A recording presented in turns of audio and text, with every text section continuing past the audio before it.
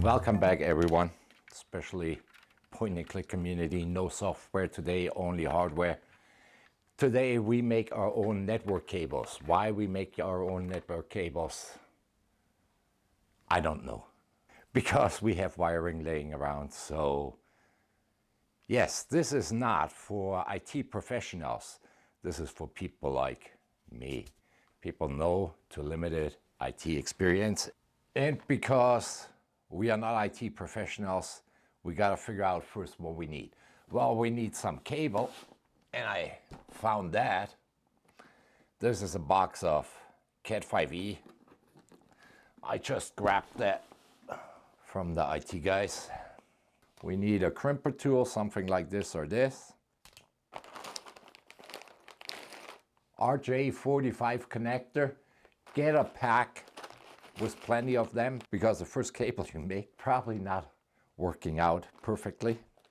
Wire strippers. For patch cables, you don't need a cable tester. We just use the cable tester if we have wires running inside walls or ceilings, so we make sure they are terminated perfectly. And all these tools you can get for under $20. Including this.